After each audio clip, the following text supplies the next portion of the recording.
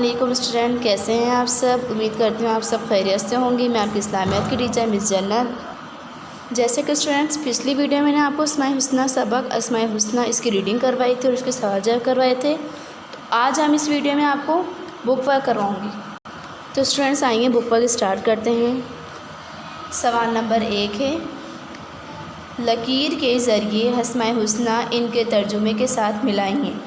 यह अस्माए हुस्ना लिखे हुए हैं, उनके तर्जुमे लिखे हुए हैं। आपने जो है इसी तरह कॉलम मैचिंग करनी है। अर्रहमानु का तर्जुमा क्या है? सब पर मेहरबान। तो आपने अर्रहमानु को तर्जुमा है इसका सब पर मेहरबान, आपने इससे मैच करना है। सेकंड हमारे पास लिखा हुआ है अरमालिकु का तर्जुमा क्या है? हकीकी बादशाह।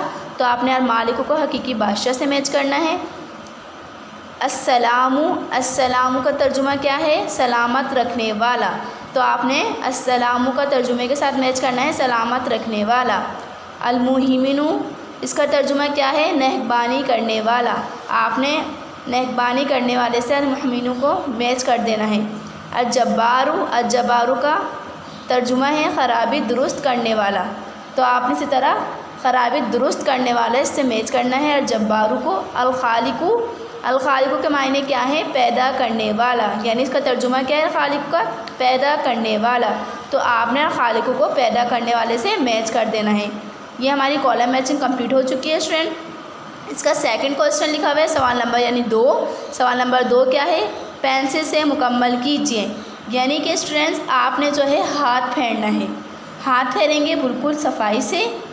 एक एक अल्फाज जो है आपने बिल्कुल सही तरह इसको हाथ फेरना है कि कुछ ज़बर ज़ेर पेश में कोई वो ना हो। स्टूडेंट्स बिल्कुल सही नज़र आए मुझे। ये हमारा बुक वर्क था स्टूडेंट आज का। इंशाअल्लाह अब नेक्स्ट वीडियो को मैं आपको मज़ीद वर्किंग बताऊंगी। जब तक के लिए अपना बहुत सारा ख्याल रखेंगे। अल्लाह हाफिज़।